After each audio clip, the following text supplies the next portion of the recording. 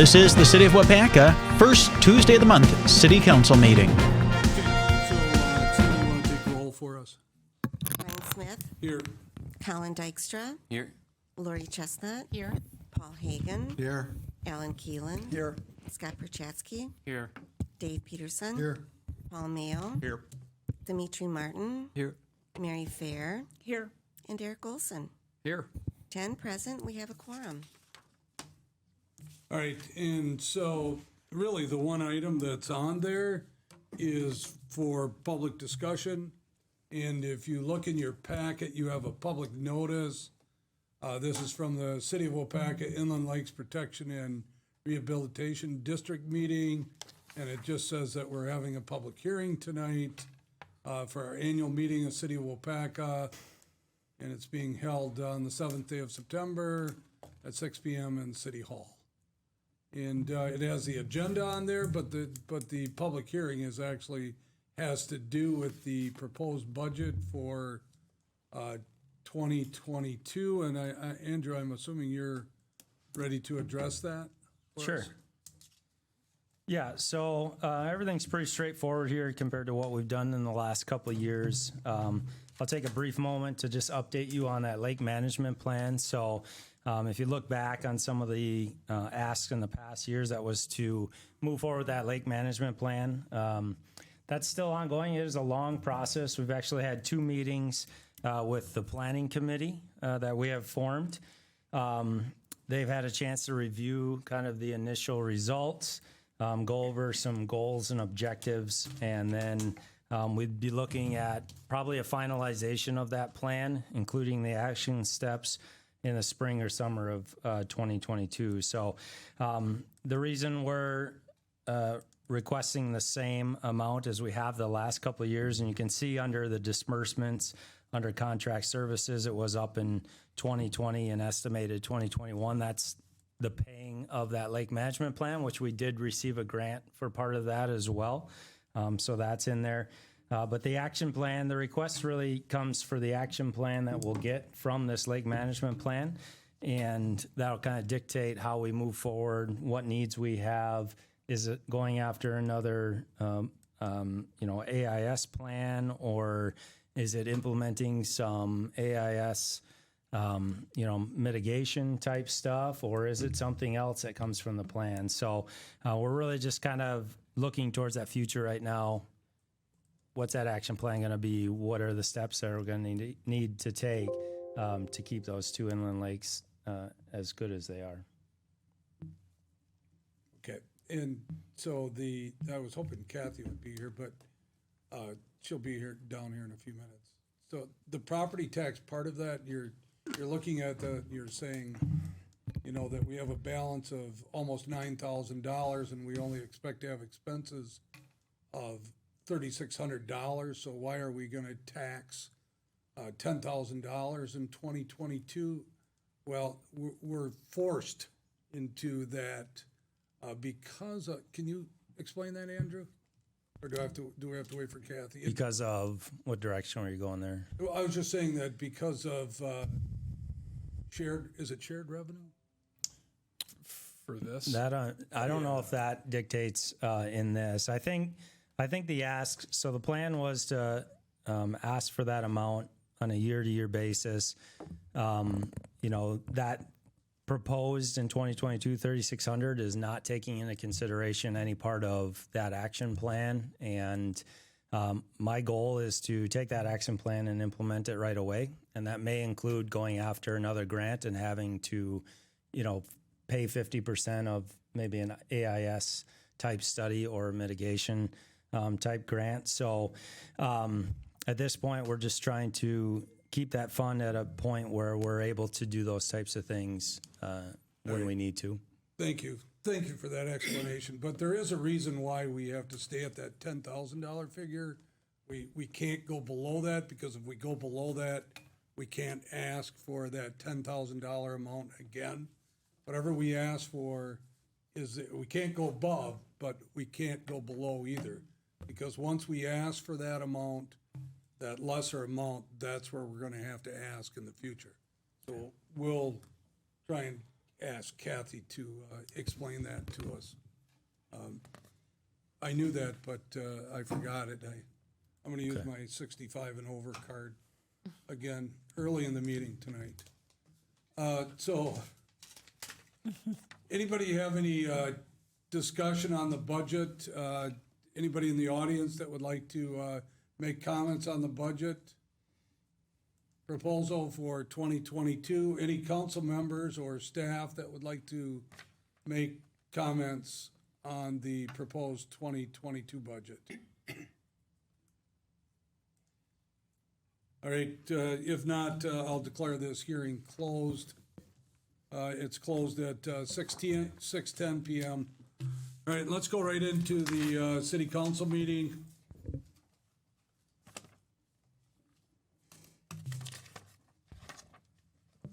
All right. Brian, we need to vote on the resolution, the IL-50. Okay, That's part of the meeting. so it's not and the closed. public All hearing. right. Sorry. Thank you, Sandy.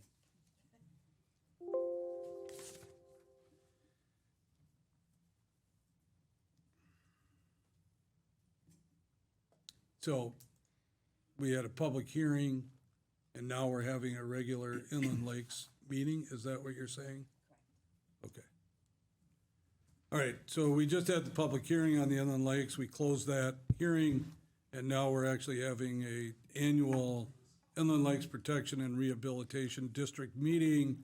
Today is Tuesday, September 7th, 2021, and it's 6:11 PM. I'll call this meeting to order. In attendance are all of the commissioners that are on the board. We need a motion to approve the agenda. Move to approve. Second. Motion by Keelan, second by Chestnut, that we approve the agenda. Discussion, all in favor signify by saying aye. Aye. Against? Motion carried. We have minutes from the prior meeting, which was held September 1st, 2020. Those are in your packet. We need a motion to place those on file, unless you see something in there that needs to be corrected, and we can correct that at this time. Otherwise, we'll take a motion. I make that in the form of a motion. Motion by Hagan, Second. second by Fair, that we approve the minutes from the September 1st, 2020, and then Lakes meeting. Discussion. All in favor signify by saying aye. Aye. Against, say no. Motion carried. Resolution number IL-50, that's Inland Lakes 50, which is basically the budget that we talked about before. Andrew went through that. I don't think we need to go through that again. If you're okay with the proposed budget for 2022, I would ask that you make a motion to approve. Move to approve. Second? Motion by Keelan, second by Martin, that we approve the resolution number IL-50. Any discussion? Sandy will call the roll. Colin Dykstra. Aye. Lori Chestnut. Aye. Paul Hagan. Aye. Alan Keeland. Aye. Scott Perchatsky. Aye. Dave Peterson. Aye. Paul Mayo. Aye. Dimitri Martin. Aye. Mary Fair. Aye. And Eric Olson. Aye. 10 ayes, motion carried. All right, that's it for the meeting. We need a motion to adjourn. So moved. Second? Motion by Chestnut, second by Martin, that we adjourn the Inland Lakes Protection and Rehabilitation District meeting till our next meeting, which will be probably held in August of 2022, subject to call. Discussion, all in favor signify by saying aye. Aye. Against? Motion carried. We're adjourned at 6:13.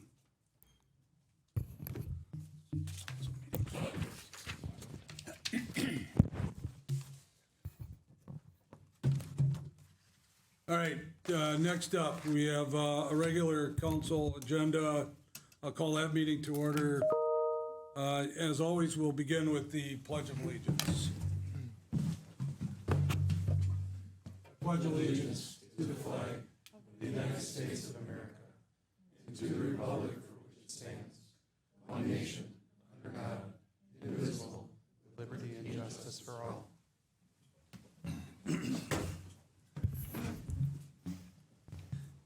Sandy, you want to read the open meeting statement for me? Us? This meeting and all meetings of the Common Council are open to the public. Proper notice has been posted and given to the media in accordance with Wisconsin state statutes so the citizens may be aware of the time, place, and agenda of this meeting. All right, and take roll also. Brian Smith, Here. Colin Dykstra, Here. Lori Chestnut, Here. Paul Hagan, Here. Alan Keeland, Here. Scott Perchatsky, Here. Dave Peterson, Here. Paul Mayo, Here. Dimitri Martin, Here. Mary Fair, Here. and Eric Olson. Here. 10 present. Okay, thanks, Sandy. And as always, we've been doing this for the last few months. I'll introduce staff that's in attendance tonight.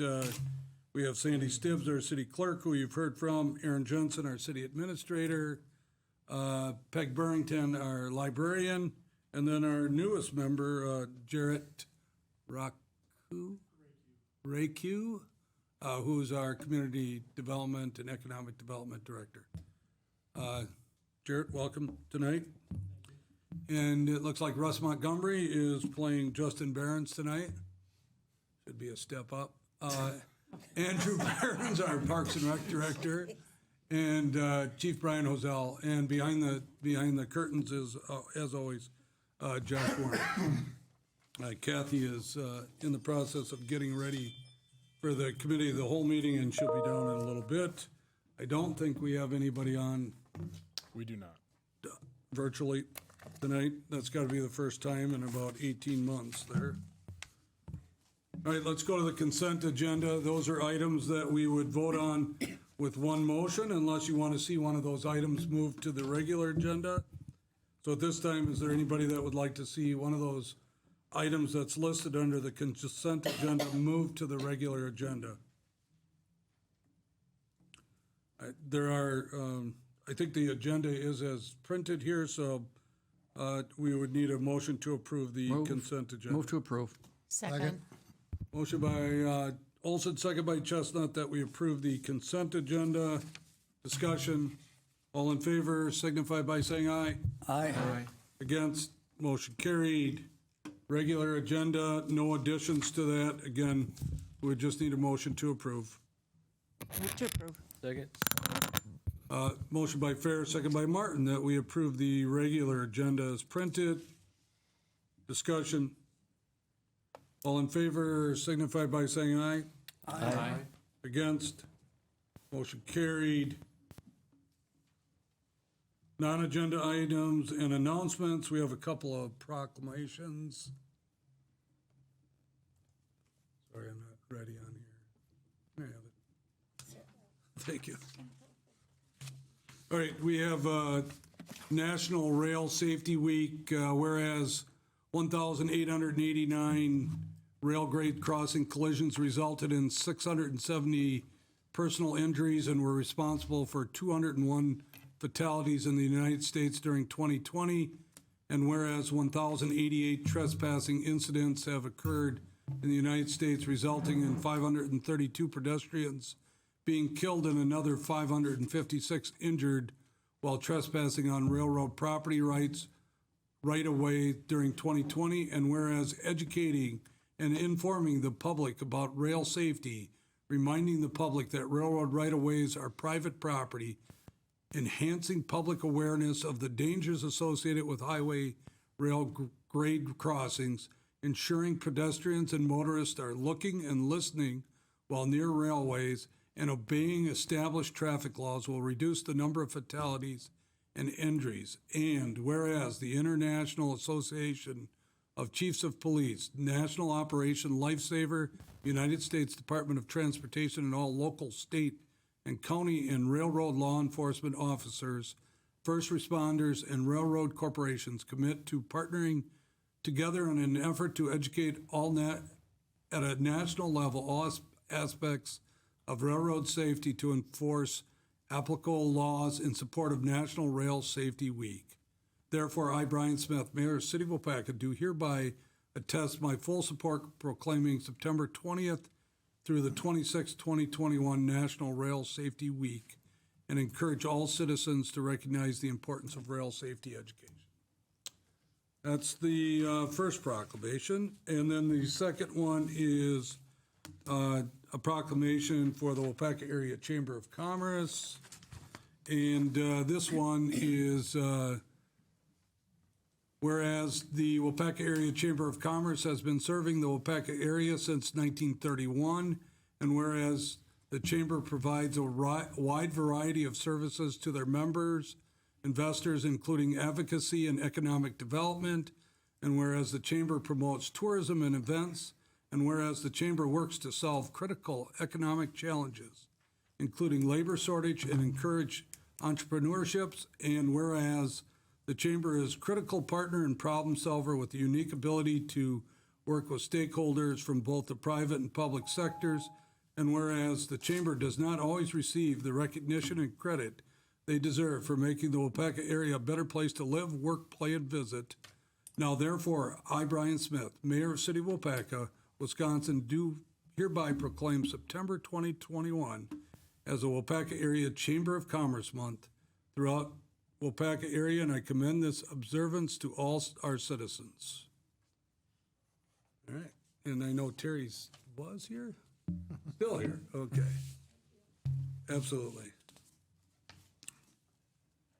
We do recognize the good things that the chamber does and how well they work with the city, by the way. All right, public input. This is for non-agenda items. If there's anybody in the audience that would like to speak to the council on a non-agenda item, please step up to the podium and give your name or address and limit it to 3 minutes or less. Anybody? All right, let's move on to unfinished business, ordinance number 07-2021. This is an ordinance amend the City of Waupaca year 2030 comprehensive plan. And I know you have Jeff Sanders' name on here, but Aaron is going to take those things that have to do with Jeff until Jarrett can get his feet wet on this stuff. So Thank you, Mayor Smith. We figured we wouldn't hand it to Jared 8 hours into the job, so. So as Mayor Smith said, this is an ordinance to amend the City of Waupaca's 2030 comprehensive plan, and specifically the future land use map. And this is for North Churchill Street area. This is changing it from, just as a reminder, from low density for those 3 parcels that are affected to neighborhood mixed use. Really was an oversight the first time we did the future land use map, and this is cleaning it up. If you remember, there was also a request to rezone that property to allow for the property to be split. It went to a B3, and this is actually allowing that to happen. So if you remember, that rezone is contingent upon the future land use map change, which is what we're doing here today. This is the second reading. We have not gotten any comments as staff about this in the time that we spoke about it last. So if you have any questions, I'd be happy to answer. If not, be looking for a motion. Okay, so as Aaron said, this is the second reading of ordinance 07-2021. So staff is recommending that we approve this, so we'd be looking for a motion to approve. So moved. Second. Motion by Chestnut, second by Keelan, that we adopt ordinance number 07-2021. It's an ordinance to amend the City of Waupaca year 2030 comprehensive plan. Discussion. Sandu, call the roll. Colin Dykstra, Aye. Lori Chestnut, Aye. Paul Hagan, Aye. Alan Keeland, Aye. Scott Prochatsky, Aye. Dave Peterson, Aye. Paul Mayo, Aye. Dimitri Martin, Aye. Mary Fair, Aye. and Eric Olson.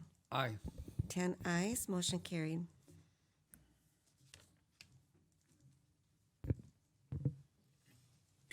Okay, next up, so this is under new business. This is the first time you've seen this.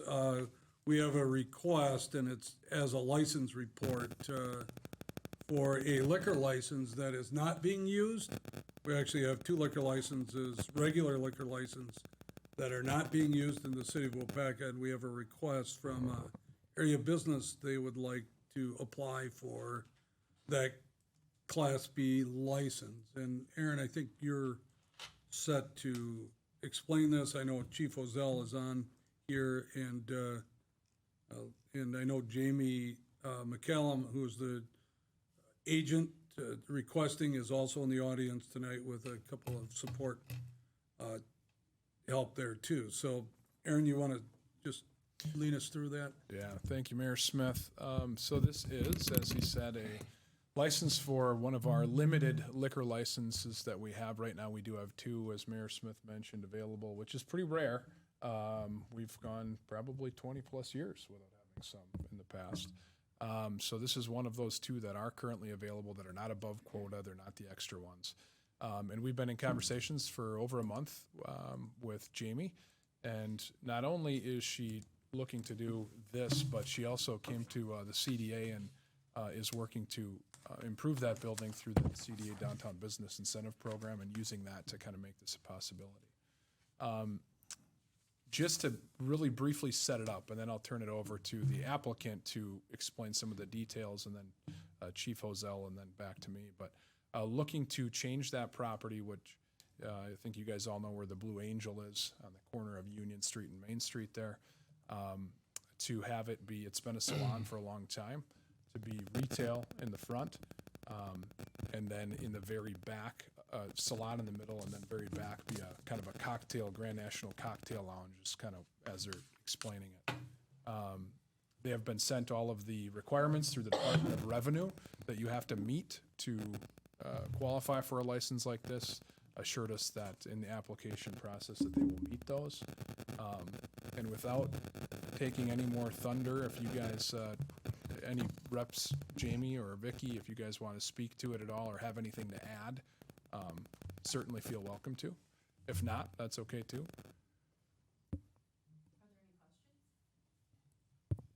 Well, this is a great time, Jamie, for you to explain your project to the council. You obviously have done that to staff in the mayor's office, but, you know, this is free marketing for you, so I would take advantage of it if I could.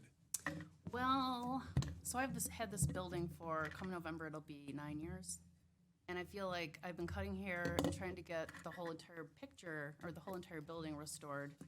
And, you know, due to the past 2 years, we had water damage 2 years ago, survived that. We had COVID, got shut down, and other probably negative things. And now I'm looking at the whole building in a different way, and I think that there's a space that actually has address of 106 Union Street that is a 20 by 37 foot former office that Ronald Reagan had lunch in, and back in the 80s, that was cool.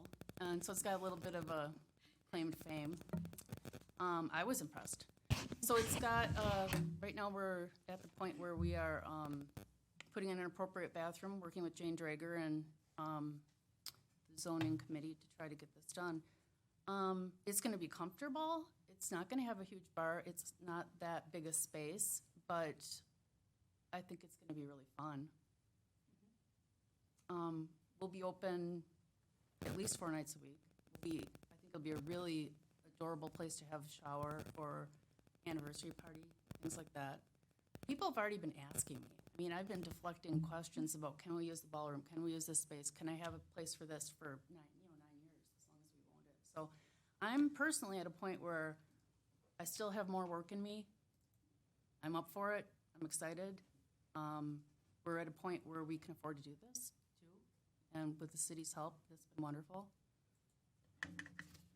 We're gonna change the facade on the outside, and of the part of the building that is not original, which is on Union Street and towards the back. You can, if you would drive by, you would see where the brick is, what would you say, not as quality or just new, modern, or, you know, to me, less valuable. So anyway, we plan on painting this on the outside of the building, which would be the first layer of the style of the whole facade. And then these are just a couple pictures that I pulled off Pinterest in order to, like, you know, give you an idea of what it might feel like in there, and how I might be able to accommodate 20 to 30 people. Bar. It's just an idea. I don't know, do you want them? Should we pass them around? Would you like to see them? Sure, go ahead. Yeah. Vicky, did you get introduced? I'm sorry. This is Vicky Peschel, and she is helping Jamie through this process. Simply because I have time, and JV's always working. So, yep. I'll do that. Well, we have a vision, and we want it to be a cool place for people to gather, friends and family to share time. We want to provide an extraordinary establishment for the exceptional events that we could provide. Oh, sorry. Oh.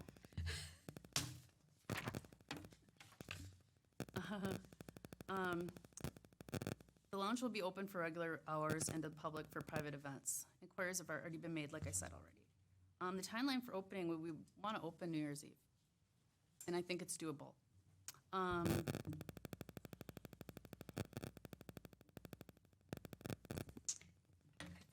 I think we have met all the requirements to get a liquor license. We've gone through all the forms, we've completed all of them. We've met with the city staff. So we meet all the requirements that we have to as far as being able to have a liquor license for this lounge. Like Jamie said, I think we've got all our applications in now to the city. Yes, thank you for that. Yeah.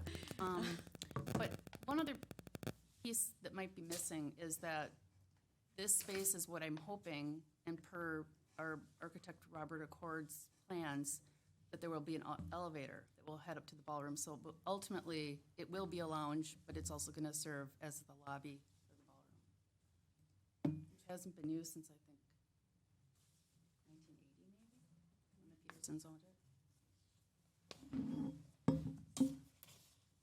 So if it's okay, Jamie, I'm going to use that as a little segue to the things that we've talked about in our last meeting. And I just wanted council to kind of see what was drafted here as a memorandum of understanding. First of all, I think it's going to has the potential to be an awesome project, as you'll see in these pictures coming around. So it's super exciting to have something like this in our downtown area or anywhere in the city. But as I mentioned before, we view these limited liquor licenses as tools for economic development within the city. They don't come up very often. So a conversation that we had with the applicants is talking about hours and, what is the access to such an establishment, and very understandably, as they're starting their process, talking about being open on Friday and Saturday evenings primarily, but as business demand grows, hopefully, that they would look to expand that, and that's what this memorandum of understanding outlines. Also, talking about what she briefly mentioned on, which is kind of a larger project, maybe a little further down the road, which is the renovation of that ballroom on the third floor, which could increase capacity to 300. So if you remember the Danes Hall, we were able to issue an extra liquor license above our quota because it met that 300 or over capacity. And just talking about how that would be a benefit to the city if that happens, when it happens, that they would choose to shift it over to that 300 capacity license, and then that would free up another tool, so to speak, for us as a city from an economic development standpoint. So those are the two things that are outlined in the memorandum of understanding. But otherwise, I think Jamie, with the pictures and the explanation, probably explained most of it.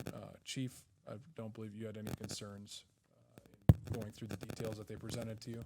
No, we did not. I actually went over to the building and met with Jamie a couple different times, as well as being at City Hall here, and we discussed the layout, and they've been working real well with myself, and I believe is it Jane that you're working with? And with Jane, so we don't have any concerns at all. Thank you. Thank you.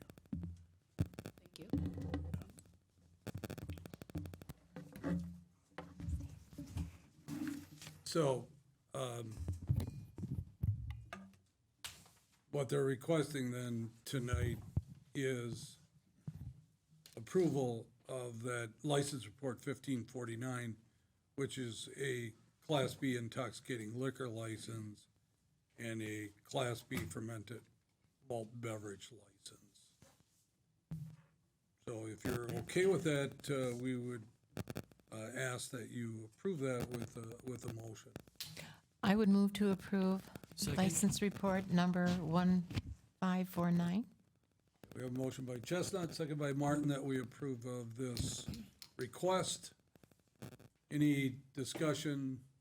Just a voice vote. All in favor signify by saying aye. Aye. Against, say no. Motion carried. Good luck. Okay, next we have a request from the Winchester Academy. This is a application for a temporary Class B retailer's license. And I know that Dick Bidwell has got his name on here, but I see Pat Farrah's here. So, Aaron, you want to set this up, or you want Pat just to? If Pat's ready, go ahead. Thank you, Council. Winchester Academy, excuse me, is celebrating 30 years in the city of Waupaca. So we have a gathering next Monday, and most of the people in this room have been invited by invitation, and all of you are invited by simply knowing you can show up. It's not a program. It's not to a fundraiser. It's simply a gathering of people who have been very supportive of Winchester throughout the years, and so we're utilizing the South Park, the upper area there, the upper shelter, and we're going to have a very simple, basically wine and catered food for those who attend. For about 90 minutes. I think it's scheduled 6:30 till 8 or maybe 8:15. And hopefully the weather, knock on wood, will be good for everybody. And if not, we'll kind of get underneath the roof. So that's all it is. But we're hopeful to kind of kick off our new season, which, if you haven't already received information, starts later this month in September. And we're hoping to meet in person again like we have for the last umpteen years. So that's basically what the license is for. Okay. Anybody have any questions? All right, so we'd be looking for a motion to approve this request for a temporary license. Move to approve. Second. Second. Motion by Peterson, second by Martin, that we approve of issuing a temporary Class B retailer's license to the Winchester Academy for their 30th anniversary gathering on September 13th, 2021, and it will be held at the South Park Upper Shelter. Any discussion? All in favor signify by saying aye. Aye. Against, say no. Motion carried. Pat, good luck. Hope the weather is good. Certified survey map for the Dan Schomer property, 1035, 1043 Royalton Street. Aaron, I got you on this again. Yes, thank you again, Mayor. So again, this is in relation to what the second reading was. Let me just get to the proposed CSM here in the packet. It's on page 110 of your packet. So here they are requesting to split the property. Currently, this whole bold border, what you see is one parcel. They're looking to sell off, split the parcels and sell them off separately. One reason for the move to the B3 district was that the setbacks met the narrow margin of error we had there. There was our TV. There we go.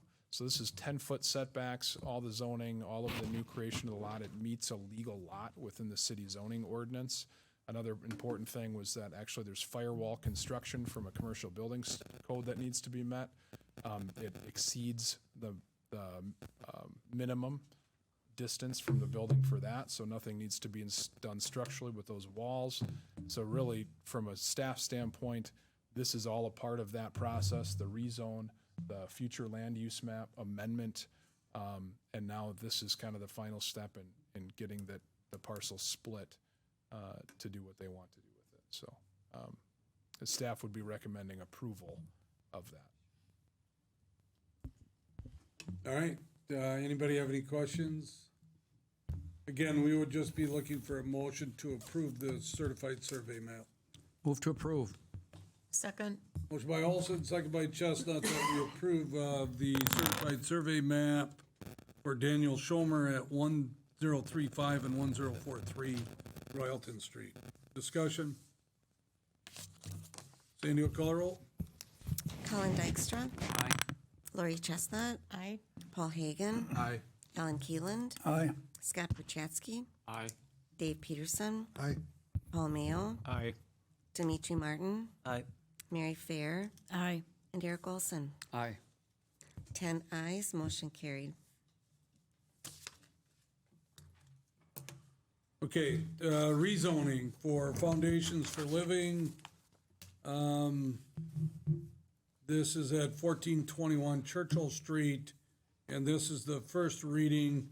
We're calling this ordinance number 13-2021. This came in front of the City Planning Commission, and Aaron is taking Jeff's place again tonight on this. Yeah, thanks again, Mayor Smith. So this ordinance is on page 112 of your packet. Yes, this is a rezone to the homeless shelter overlay district. And when we went through the zoning code update, we found out that the special use permit that was in place for this property, acting as a homeless shelter, was actually against one of our state laws that got updated somewhere in between that happening and this time. So to make sure we're in compliance with that, we did create this homeless shelter overlay district, which allows this property to request a rezone into that. Now, there are requirements that they need to meet through site plan approval, which they're working through that right now. So that will come to Plan Commission eventually, probably October 6th is the plan. So Jeff, our zoning administrator, has recommended approval from the B3 commercial district to the homeless shelter overlay district contingent upon the site plan approval. And I can tell you, in working with Mr. McCarthy, who's one of their board members and their reps, they are very, very close to having a complete application and all the information they need for that site plan. I also want to just answer a question that I know we got an email from Alderman Dykstra today. You'll notice that we're shifting where the resource conservation line was on this property. And the simple reason for that was when zoning maps were done back when that was, years ago, the data used to do it just wasn't good enough to make accurate lines where they needed to be. So what we're doing is we're just taking that resource conservation line and shifting it to where the actual, if you go out there, there's natural topography where it drops off a cliff. And it's wetlands and resource conservation there. So we're just allowing them to use all of their developable lot. So I hope that answers that question. Other than that, we would recommend approval of this. So this is the first reading. I'm sorry. So obviously, we'll set this on file until our next meeting, which is on the 21st of this month. And we'll look at acting on that rezone at that time. Mayor and Aaron, I have just one question. Is it homeless shelter or warming shelter? It's called the homeless shelter overlay district, but there are definitions within that. Okay, that that's what I was speak to wondering. each. Yeah. To speak to that. Okay, thank you. Yeah. All right, and then next up, we have another ordinance. This is 14-2021, and this is just rezoning of the property that the Peterson brothers purchased at, what actually includes their dealership plus the property that they purchased just to the east of that. So it's 1047 and 1533 Royalton Street. And you want to discuss that too? Yeah, thanks, Mayor. Again, so this is on page 127 of the packet. This is going from B3 General Commercial District, or I'm sorry, B5 Planned Commercial District and A1 to B3. So the back half of the property is actually in the agricultural district. That's all of it in its entirety is shifting to B3. The thing that brought this on is the Peterson brothers are looking to construct a garage to support their needs at the dealership somewhere on that property, and they're working with staff on that. And when we went through the zoning, we realized that, oddly enough, even auto dealerships in general are not allowed in the B5 district. So it was kind of a wrong use in a wrong district situation. However, B3 meets the future land use map. It allows for car dealerships, so this is cleaning that up and allowing them to move forward with their project in the way they need to. Furthermore, we actually have very, very few B5 commercial district zonings left in the city, and actually we're trying to kind of move them all to a more appropriate, so we don't have these really small pockets of B5 throughout the city. So it kind of accomplishes both with this. So that's kind of an explanation of what they're looking to do and request here. And if there's any questions, I'd be happy to answer them. So again, this was brought before City Planning Commission, and one of the Peterson brothers was actually in attendance for that meeting, and City Planning Commission recommended this move forward to City Council. So again, this is first reading. We'll act on this, if you would like, at the September 21st meeting.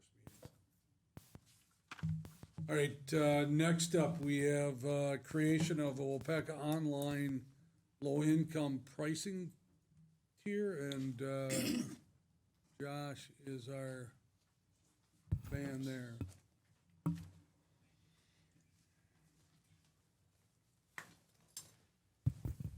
Okay, yeah, I'm looking to create a low-income pricing tier for Waupaca Island. This is something I kind of clued in on when I brought our pricing tier change in a couple months ago. The COVID-19 pandemic drew awareness to two things with the internet, and one of those is internet coverage where it isn't available, and then the other one is affordability on that. So it's been brought to the forefront. One of the goals of the state broadband plan is affordability. And as we are heading into a partnership with Waupaca County and the Waupaca County Economic Development Corporation on the CDBG-funded tower project that's coming up, part of that for the 2-year period that we start out that project requires that a minimum of 51% of people who connect to those towers meet low-income requirements. That's just a use of that type of funding. So between the spotlight on internet availability, internet affordability, the project we're heading into, it seems kind of like a natural time for Waupaca Online to offer something like this. Over the past couple of years, our revenues have been in a pretty good spot, that evaluating different scenarios with the budget. What I've got laid out, I think, is affordable without any adverse reactions. Part of the problem evaluating this, I don't have any good data to go off of, so I can't look at current customers and guess who's low income, who isn't. I don't know any of that, but I can look at what's coming up with this project we're headed into. What I'm kind of proposing with this tier is to go into a 2-year trial period with that, and that's for two reasons. One, it ties in with the project we're going into with the CDBG funding, where we have to have some low income 51% low income on that program. And then it gives us time to collect data and see how the program's actually going to make sure we're setting ourselves up for success on this, that we're not going into a situation where a year or two down the road we're going, boy, this isn't working out for us revenue-wise, where we'd have to suddenly discontinue it. Ralph and I spent some time, we looked at what a number of different providers are doing for low-income programs and are kind of proposing to mimic some of those requirements. And the specifics of our proposed program for Waupaca Online, it would be for new customers only, and that's defined as someone who hasn't been a customer within the past 90 days. And that was a very common requirement with other low-income internet programs from other providers. For our proposed program here, we'd use the same form, same eligibility requirements as the CDBG project. Just to keep things simple, we don't want to make people eligible for that and then have them do something totally different to get on our program. So it makes sense to mirror the two of those. They'd be on our program for the first 2 years, and then after that, assuming we continue this program, it would be an annual re-verification process. And then we'd have two different plans to pick from. Our 5 meg plan at $35 a month which would be a $10 to $15 a month savings off normal pricing. We'd have a 10 meg plan at $50 a month, again, $10 to $15 off normal pricing, and then the installation and connection fee would be discounted to $50 from the normal $95 fee. One of our disadvantages is we're pretty small. We're not eligible for some of the same programs out there that the big national providers are. Some of them are able to get funds from the government or the FCC outside of the whole COVID thing to reimburse themselves for their low-income programs. We don't get that, so what we're setting up here comes out of our revenues. So that's kind of why the pricing's proposed where it is, where there's a discount, but maybe it's not as sharp of a discount as the national providers would do, because we're not getting anything for it. So we've got to make this work in our budget. The future for this, I'm hopeful we can keep this going for years. Ralph and I have talked about it would be nice to do something like this, or maybe something for nonprofits. And whenever we looked at the budget in the past, and for those of you that have been council for a long time know we've had a pretty rocky history with our budget. It's something we've always talked about, but haven't been able to pull off. It makes sense to do it right now. And some options in the future would be to keep the program intact as is, ending the program, grandfathering in current participants, maybe different eligibility requirements, revision on the pricing. And one of the things I saw researching this is some of the national providers, one of the pitfalls, the last page after the memo shows the form that we've been provided for the CDBG project that customers would have to fill out, and there's nothing on there proving your income. You don't have to submit documentation. It's kind of an honor system, and that's maybe one of the pitfalls. Some of the national programs look at, if you're eligible for the school lunch program, supplemental security income, housing assistance, Medicaid, SNAP programs, and with those, there is tangible documentation you can submit. So that might be a change down the road, is looking at something tangible they'd have to turn in to prove that they meet this. Not knowing what to expect from the project we're headed into with the county, we will be taking on some new expenses, increased supplies and equipment, increased staffing, tower leases that will be coming up. Just took some guesses on some very conservative customer counts. And if we added a net increase of 45 customers next year with this project with 52% low income, this would come at a budget cost of $6,300. So, I can't guess what's going to happen with any of this, but that's a plausible scenario, and it's workable in the budget that we're not going to fail at it at the start, that we're setting up for success. So it's tied into the project we're going into. I'm hopeful we can keep it going long term, but I want to ease into this and get our feet wet with it and not move too quick that all of a sudden we've got to pull the plug on it. So that's kind of the overview of it. I'll open up for any questions anyone has. I have a question.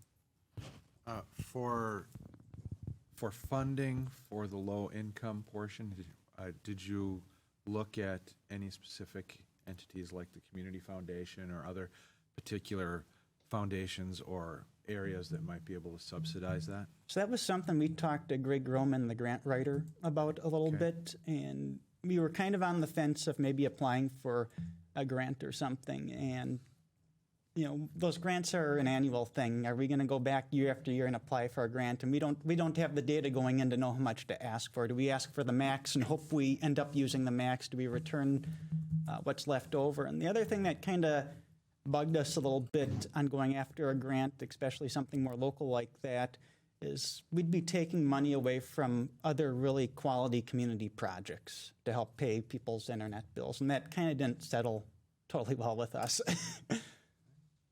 I just want to know what the extent of what you are looking at. Yeah, no, we discussed some grant opportunities, and we weren't finding the type of thing that we thought was a good fit for this. And not that I can't rediscuss this with Greg down the road and see what's out there that's new. Okay, anybody else have any questions? Yeah, go ahead, Kyle. Josh and maybe Kathy, are you involved in this as well? A little bit as far as the money goes? I probably am looking at more the total budget. Okay. My question might go to either or both of you. You had talked about a revenue difference, but then today you qualified it as a cost. So as I understand it, by giving this lower rate, you're just decreasing your revenue. And my question maybe for you or both of you is each additional low-income customer, does the revenue generated from each additional person not meet the costs involved in providing them the internet service? So is each person creating a bigger negative for the project as a whole? Or is there still a margin, a profitable margin, it's just less than what it would be? That's my question. Does that make sense? Is the Yeah, question so clear? the way the pricing's set for this program, the reason you see the certain rates in here and what we're offering is that keeps those customers at a profit, that we're not losing revenue on a per customer basis. Okay. It's just less That's profit total coming revenue, in. but you're not losing money No. with each additional customer. No, if you look at some of the other providers and what they are able to offer, one, they get part of that money back in other ways from the federal government, but they offer some really steep discounts that we'd be going broke if we did that, so, yeah. I just didn't want you to get underwater. I didn't want it to go underwater by us saying, hey, yeah, let's do this, and then the whole thing go the wrong direction. That's why it's only a $10 to $15 a month discount, enough that Okay. we feel it gets the price a little more reasonable, but it's not so low that we're losing money. Thank you. Yeah. So to go along with that, though, I thought I heard you said, or I read it in here, that this is just for new customers. Correct. So this would increase the gross revenue. It might lower the gross profit ratio, but it would still increase the gross profit. Correct. Yeah. The other thing is at least it gives us some information as to, the amount of low income out there without getting into the details that you may need to have if you would go for a community development block grant. You have to vet everybody as far as their income. So this might help us in going out and asking for additional CDBG money, but it's at least a start. Okay, thank you. And to go back to Paul's question about grants, doing this year or two might give us the data we need as well to better look at grants to say, hey, this is what's been going on, this is what we anticipate too. So yeah, that's why I'm kind of proposing that 2-year trial. I just don't know what to expect from this altogether. Alan, Yeah, I have a question. I'm a little concerned about collecting race and ethnicity information, and how can we justify that? This was the form we were provided from the state. I can't give you any answers why they're asking that. I can go back to Jeff at the Economic Development Corp. He's kind of the one spearheading this part, and either ask him for justification or if they're open to removing that. That's all I can offer for that. it does say at the bottom that they can It's prefer optional. not to answer too. I understand that, but Yeah. is there an implication there that if I prefer not to answer, maybe I'm not going to qualify after all?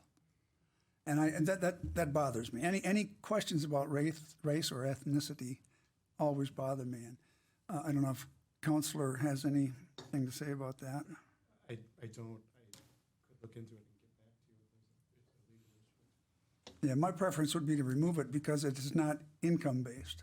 I can ask about that and see if it can be removed. I can't promise that. We were instructed, we were instructed we got to look at either below or above, and we base our decision on that, and that's it. I think the BOM's just data gathering for the state. But I'll ask. We were instructed just to look at the top, below, or above and be done with it.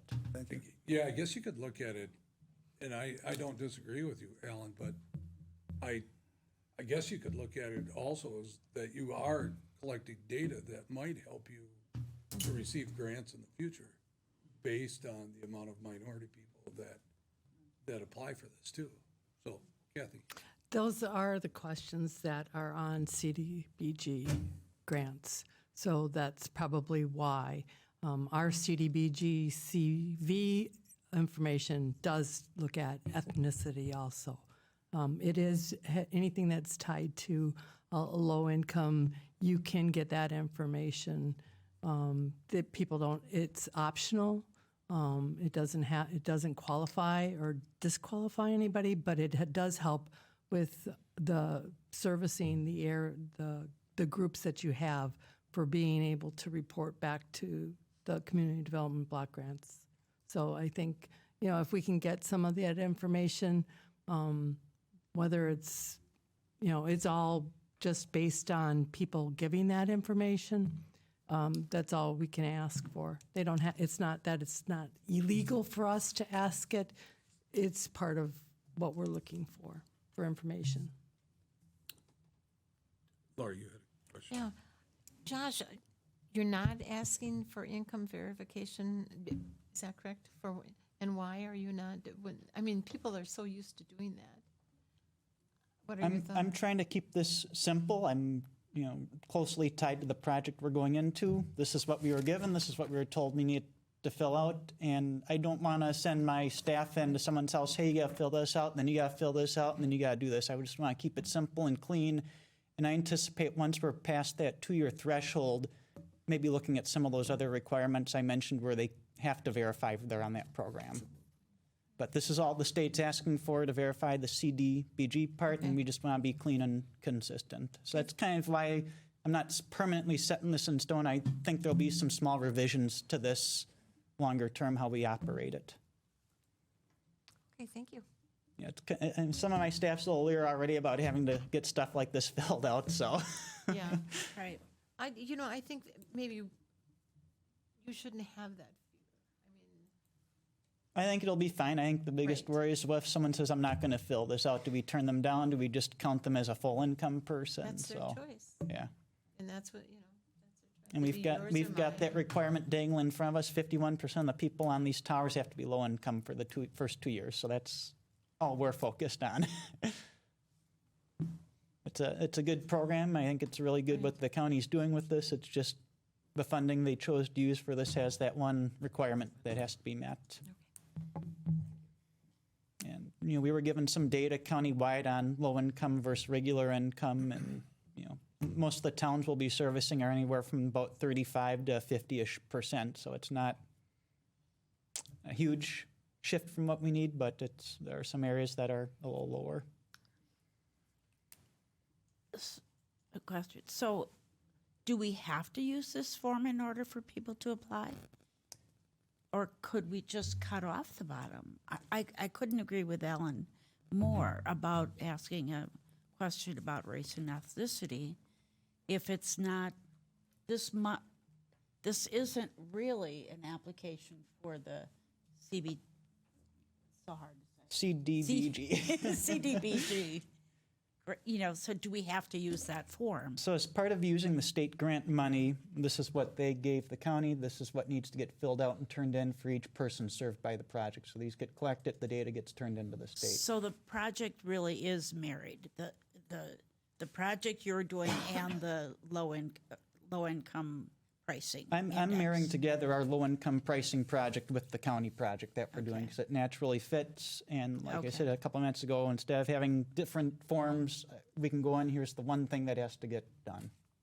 Okay. But I'll reach out and ask the question, about the race one. If it has to be on here, if we can remove it, I'll find that out. I don't have an issue looking into that. Okay, thanks. So here comes the question then, Josh. You want to table this until you have that answer? That's council preference. If you'd like me to get that answer, I'd be happy to get it. I'm in we've got a bit of time to work on this. I'm a little early on getting this set up. I anticipate November or December at the earliest we'd get going on the county project, so. I mean, the motion could include that. I don't know how you would do it here. You're either going to approve a form that's here and the low-income pricing tier, or you're not. Mr. Mayor, I would move that we table this. Okay, we have motion. Second. We have a second by, I'm sorry, was it fair?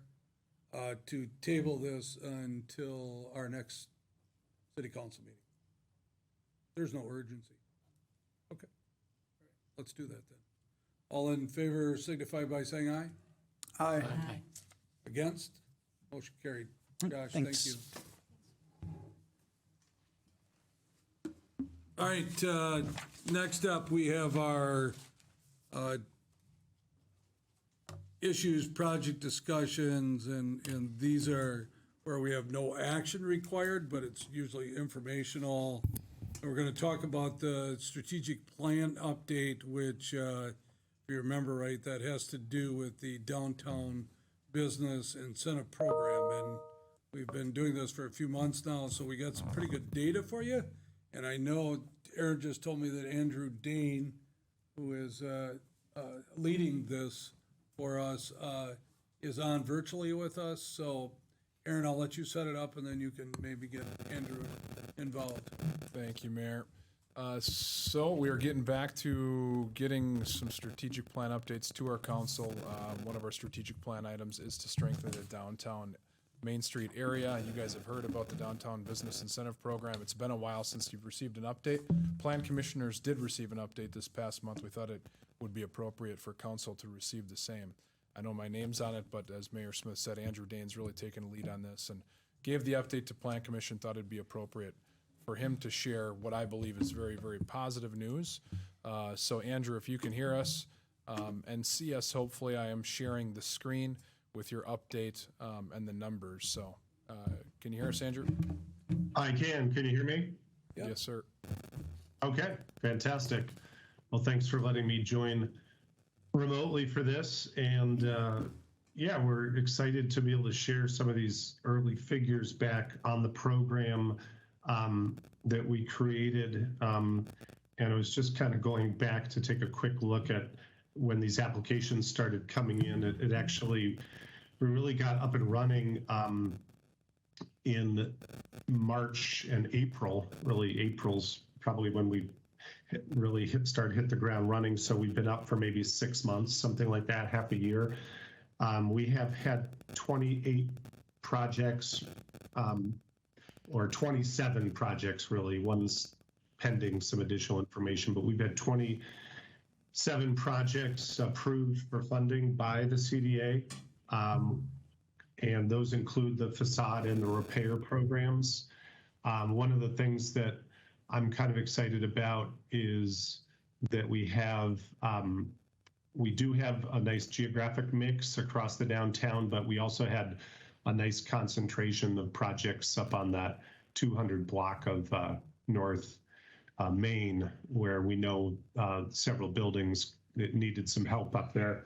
So we're excited to, really excited to see that all those projects going forward. And continue to get good interest in the program. I'd say it's kind of, there's still good interest. It's not quite as strong, so I don't know that we'll be bringing forward, you know, we've been bringing forward 6, 7 applications a month for several months. We'll probably dip down a little. If you want to scroll down a little bit, Aaron, I can just go over a few more of the summary numbers on that page. Must be delayed a little, Andrew. If you can't see it, it's okay. Well, whatever, it doesn't matter. I think down on the bottom there just has a matrix that kind of shows the summary of the dollars invested. So we've had about $1.2 million in total investment. That's and that's with 425,000 committed by the city. So for every dollar the city's put in, we've been leveraging about $1.85. That includes a grant we were able to acquire for one of the larger projects downtown. That was a $118,000 grant that we secured through the state, kind of a pass-through grant that allowed us to have a bigger award for the Whittington block renovation. That's at 201 North Main. That's getting a full residential upgrades of the 4 apartments on the 2nd floor, as well as new facade, commercial doors, HVAC, plumbing, electrical. That's going to be a project. It's going to come in total at around $250,000 or so, just in that one building alone. And so we're assuming we've got, you know, potentially up to $1 million in this program. You know, we're about just over 40% of our way through the committing those funds. We've closed out 2 projects, or maybe 3 projects now. through they've gone through the reimbursement, and so we do require a reimbursement procedure to refund the money after the applicants do the investment, and we've closed out 3 projects so far. And yeah, but overall, I think it's been pretty positive. And I guess I'm more than happy to answer any questions people might have. Thank you, Andrew. You know, as Andrew talked about it, it might be slowing down a little bit, but we want to make sure that people, businesses in the downtown area know that we're still open, you know, for requests, and we welcome any requests that you might have. You know, now that North Main Street is open and you can see the progress that some of those buildings have made down on North Main Street, you can really see not only the Main Street project has helped us as a community, but also this incentive program has helped us even more because it's improving those buildings that needed to fix. So it's a great project, and Andrew, thank you for running that and maintaining it. It's I look forward to, you know, us using all the money up, quite honestly. That would mean that we have done a great job with all the projects. Anybody else have any comments or questions? All right, thank you, Andrew. All right, take care. Let's go on to communications and recommendations of the mayor. And Kathy, since you're here, and not to put you on the spot, because I think you can answer this fairly quickly, but under the Inland Lakes District, you know, we budget $10,000 a year in property taxes. Can you explain why we use that number for a? I believe based on the amount that we were looking at for future projects, and it comes to only 2 cents per thousand on the tax bill. And so we're not, if we were to go lower than the $10,000, then we would have to stay lower?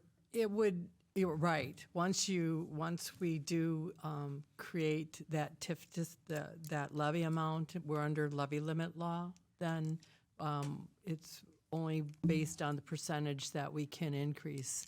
And the district would only be able to increase it by probably only 1%. So you're talking maybe $1,000. Okay. So it's not that. So levy limits are affected by this. I couldn't remember what the term was, but yeah. Thank you. Again, I wanted to make sure that we understood why that number was in there. But thank you. Sure. Anybody else have anything for the good of the meeting tonight? I don't think I have anything extra. Don't forget, we have a committee of the whole meeting right after this. We are going to take like a 7-minute break to go to the hut and get a burger, but no, I'm just kidding. We need a motion to adjourn. Move to adjourn. Second. Motion by Hagan, second by Keelan, that the council adjourns till the next regular council meeting, which is Tuesday, September 21st, 2021. Subject to call. All in favor signify by saying aye. Aye. Aye. Against? Motion carried. We're adjourned at 7:13, and we're going to come back at 7:20, right? I'm not missing anything that you... So that would be added to our agenda for tonight. So I'd need a motion to approve the agenda with those 2 additions. So move. Motion by Chestnut. Second by Prochatsky, that the council approves the agenda with those 2 additional items. Any discussion? All in favor signify by saying aye. Aye. Against, say no. Motion carried. All right, so this is our second workshop as we work towards the budget for 2022, and this has to do with the TIF district and also our transit funds. So Kathy, I'll turn it over to you. Thank you, Mayor. I'm going to start off with the shortest one, which is the transit fund, the single sheet. Again, the city is looking at continued funding from the 5311 Public Transit Assistance Program, PTAP, which is the federal money, and also the Wisconsin Department of Transportation 8520 State Urban Mass Transit Operating Assistance Program. It focuses on rural transit systems. The city receives approximately $400,000 in subsidy for these two programs to operate the Waupaca taxi service. We will be continuing having our service extended to the Veterans Home in King for medical appointment transport and package delivery. We negotiate a different rate for them to be able to use the service. We are looking at riders' fee fares, which account for 35% of the revenue to cover the operations. And most of the operations is our contract with Brown Cab that operates our taxi service. The city is going to contribute, again, $10,000 of levy towards this. There's the possibility that we'll have enough federal funds to cover all operations. Next year, we'll be using then that $10,000 instead of borrowing. We would use that towards our share of the contribution for a new replacement of a rear-loading van, which we receive PTAP grant money for 80% of the cost. So it's usually about $7,000 or $8,000 that our share of that vehicle would be. With this year's vehicle that we purchased, all of our inventory is now 5 years or newer and has less than 150,000 miles on it. So our equipment is getting up there, and hopefully that will help with ridership because we have better maintained vehicles. So the budget is a balanced budget. We're looking between the fares and the grant and the tax levy to be able to operate the transit again. We're in really good shape now that the federal government has been really throwing a lot of money at our rural transit operations. And our ridership has been steadily going up since last year's COVID. So, but that's the transit budget. Any questions? So I've noticed a couple times Brown Cab on your monthly statements. All of the Brown Cab expenditures are funded through a grant. Is that- Right. Or primarily a grant. And ridership fees. Okay. Fares, yep. So, all right, thank you. Sure. Kathy, what does the veteran home, if anything, what do they contribute? Do we have any agreement with them now? The agreement we have is for, like I said, the medical appointment transport. They pay a little bit higher rate than the base rate. So I think it's because they're outside of the city. So they pay like $9 and some cents per trip. And then any package delivery, they get charged for that because they pick up prescriptions for them and other stuff. So they pay a little bit higher fee, but because their population has decreased there, we haven't seen that as much usage of it.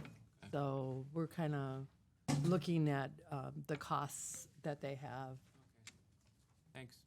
But I think what it might do is we might look at not replacing. We have one more bus that we have, but we just got a new bus. So we might look at, instead of another bigger bus, that we might look at going into another van instead. But we'll have to talk to the Vets Home to see where they are. I know they've been trying to cut costs a lot because of their population change. So we've been working with them and trying to make sure that we aren't pushing any of our costs over onto our ridership because to subsidize them. Okay? Any other questions? If not, we're going to get to the TIF districts. Now, I just gave you an update in June, but I'm going to give you another one. But it's a better one. We did receive the equalized value, I want to say probably a week ago, on the TID increment for the 2021 tax bill, and it's going to be about $2.1 million of increment that will stay with the TIF districts to cover the recommended expenditures and debt service. There is sufficient increment. There will not be a need to use any city funds to pay any of the expenses for the TID. The city is at an 18.5% equalized value in increment. That means our equalized value of that is 18.5% of this new increment that's been generated in the TIDs. The state limit is 12 as a ceiling to be able to do any amendments to any existing TIDs or to create a new TID. So one of the things that we need to do is close some TIDs. And my recommendation will be that this fall is to close TIDs 3, 6, and 9 by December 31st, 2021. To accomplish this, I'll need further council approval at a future meeting to call TID 3's outstanding debt. There's some debt that was borrowed in 2018 to restructure some existing debt. And because of the amount of increment available and the savings, we'll be able to call that debt by the November 1st interest payment. So sometime either this month or the first meeting in October, I'm going to be requesting that we call the outstanding debt and save another $11,000 worth of interest for that TID and close. So we're looking at also during this next year in 2022 is repaying the debt service fund, the city taxpayers' advances that were made to TIF 3 and 6 to cover debt service when their increment was not generated. And that's going to be about 1.4, almost $1.5 million that will be returning to the city for debt service. This would bring also an option that I've given to the mayor and Aaron is that we could easily call the 2018 GO notes in 22 or 23 and reduce further debt service levy. We can use it to help with debt service in future years and hold it off.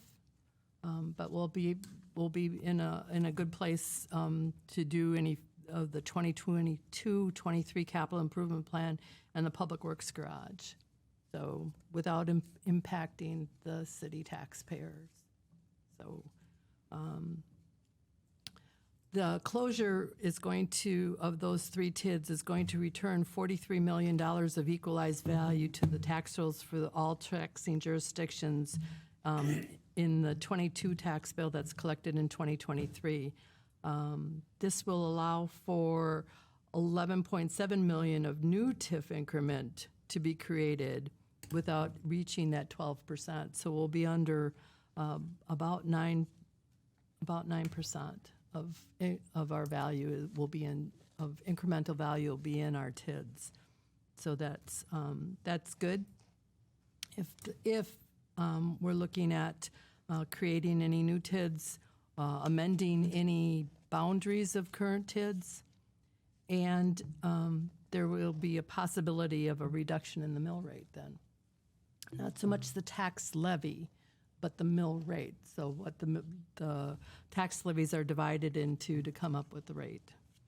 Some important dates to remember. TIF 4's expenditure period ends next year in April. So TIF 4, even though we are projecting it to go to 2031 right now in the information that I have in the packet, there won't be any new development agreements or construction or anything else that can be done after April 21st, 2022. TIF 10's expenditure period, just FYI, is June 19th, 2023, so that we really need to focus on what we're going to do on the former St. Mary's site or any other projects with business improvement grants needed to be started or completed by then. So there is some time limits that we have with those TIDs. Existing development agreements that we have with pay-as-you-go with several developers in TID 3. We'll be looking at those agreements and contacting those developers prior to the closing, probably to escrow those remaining funds to satisfy their development agreements and to continue to have them hold their values that they agreed to. TIF 8 and 4 are being presented to go almost to the end of the allowable period. I have it out to 2031. This would allow for the repayment of the advances in full to the water utility, sewer utility, and debt service, approximately $8.25 million if we keep it up for another 10 years. But the debt, it will be satisfied with TIF 8 by 2025, and I think that that's when council should look at this again and see where we are and with how much the value is increased in both those TIDs. And a last bullet point I have is there's the possibility once we do look at the closure of those TIDs and get under that 12% ceiling to create a new TID to address workforce housing, commercial development that's not included in this presentation. As update, I also had R.W. Baird, our financial advisors, do update on their TIF district analysis and report. So you have a latest and greatest from our advisors, kind of explaining again everything that each of those TIDs are created for, some history and some important dates that we have to be concerned about. And some of the value, and then each of the TIDs, I've provided you with a budget that uses some of these parameters that I had in the cover memo of where they are and what we're looking at using the TIF increment money going forward.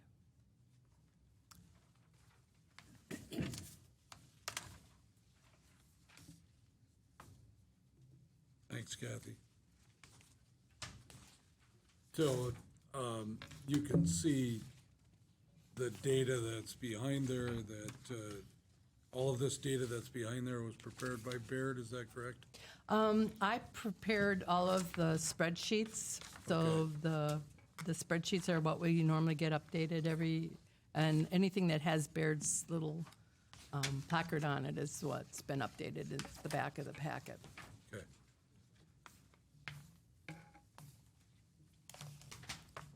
So a couple of things that I take out of this is, and sorry if you've heard this 100 times or not, but so just a reminder, TIF 3 is the TIF that's the old industrial park out by across the street. What is that, north on Royalton Street? So the left-hand side on Royalton Street as you're going out of town, that's TIF number 3, or most of TIF number 3 is there. TIF number 4 is the TIF where the Foxfire. No, pick and No, save. Pick and save, okay. Pick and Walgreens. save, and then that also includes the housing units, the condo units that are down at the end of Western Avenue. And then also that strip mall that's on the other side by McDonald's there, across the street from McDonald's was part of that. So there isn't really a lot of room left in TIF 4 for projects, to tell you the truth. So, but TIF 4 is a donor TIF to TIF 8, and that is the biggest reason why it's still open, is to contribute to the debt in TIF 8. TIF 5 is closed, right? Yes. Yeah, TIF 5 we already closed. TIF 6 is the Par 4. Foxfire, yes. Yeah, and Park Vista, right? Yep. And that, we do have, we are gonna use some of the funds that are there for a project that's, well, to purchase some land out there. Correct. If council approves that in the future, but otherwise, we have no need to keep that TIF open. And that's also a donor TIF to 3. TIF 3, so if we close 3, obviously, we can also close 6. 7 is closed. 8 is obviously out by the airport, and then even over into by the ABC computers area and stuff like that. That's our most distressed TIF, although it's seen the most expansion lately too. So, I mean, we're seeing good things out of that TIF 8. TIF 9 is the other one that she's gonna close. That's the one, the old buyer's guide, remember? TIF 9, the Waupaca Foundry basically owns all of that's there, and they're not gonna be looking to do a TIF project there. So there's no reason to keep that open anymore. And then TIF 10 is, like they said, it was the St. Mary's property, but it also included other properties that are in that area too. But we're also using TIF 10 funds that we had donated from 4 to do the downtown incentive program.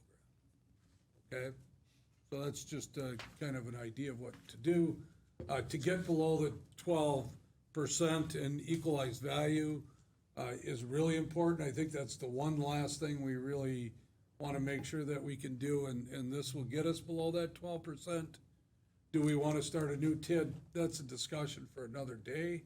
You know, we might have some other options besides doing another TID, but if we do another TID, we certainly want to do it for that new north, is that right? The River North. River North project, which is out between TIF 3 and TIF 8, out there with the vacant land and so on. So we look at that, but there might be some other options, or there might be a smaller TIF. We certainly don't want to get back to the 12% or more, you know, the 12% right away, and doesn't give us the opportunity to take advantage of TIF money in the future. So we want to, once we get below that, we don't want to just get back up there again. Especially when we have some of these other TIDs that are going to be, you're not going to be able to expend money anymore there.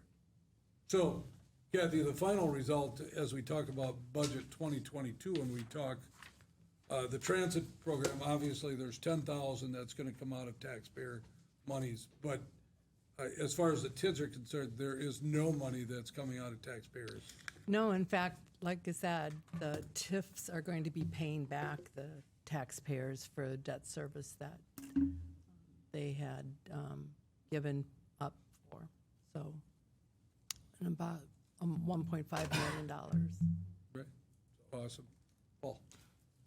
First of all, I thought I'd never see the day that TIF 8 would be paying back money. That's just never thought I'd see that happen. But my question is, back when TIF 8 was declared as blighted or distressed, I thought that its period went out to 2034?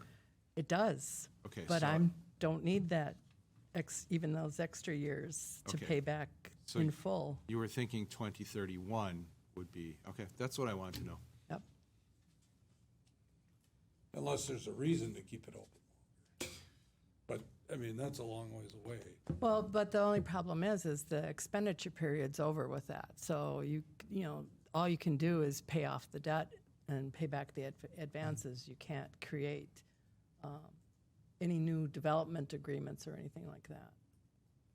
And there is developable land in TID 8 too, so Yep. well, the sooner we can close that out, the better off it would be. But we obviously need to pay back, we have to pay back water. Yes, we do. And sewer, the council has chosen to make sure that sewer gets paid back. And then the taxpayers in the city of Waupaca should get paid back also if we can figure that out, so, as we move forward. Okay? Good job, Kathy. Very nice. Thank you. Thank Justin from Baird also. Is this an email format too? I will send it all to everybody. I'll have it posted on the website. I just was putting some last minute changes on there because I found the states are equalized TID increments, so I wanted to make sure that I knew exactly how much money that TIDs were going to have. Okay. Anybody else have any other comments? Aaron, you got? Just really quick, Mayor. As with all these workshops, obviously, we're not taking action, so council members, you get this in an email, you have questions off of the material after you look at it for a week. Set a meeting with Kathy, or both Kathy and myself would be happy to go through it with you. That's it, Mayor. So, yeah, and that brings up a good point, too. Nothing tonight yet, obviously, because it was just presented, but we did have one council member that had a question about some capital that we were going to expend. And when we get a question from the council member, what we're going to do is separate that out from the total vote and just discuss that individual item. So we'll have all the items that you're okay with, and then if we have questions on any of the items, they'll be held out individually, and we'll have discussion and vote on those separately. And we can do the same thing here if you know, well, there's nothing here except for the transit, but if we do have questions on the transit, we can certainly have that discussion. But we will need to be bringing back the calling of the outstanding debt for TIF 3 before, I have to have 30 days prior to the call to be able to call that debt. Okay, sounds good. All right, anything else for the good of this meeting? We have a motion to adjourn? Move to adjourn. Second. Motion by Hagan, second by Keelan, that we adjourn. All in favor signify by saying aye. Aye. Against? Motion carried. We're adjourned at 7:47 PM. Drive safe.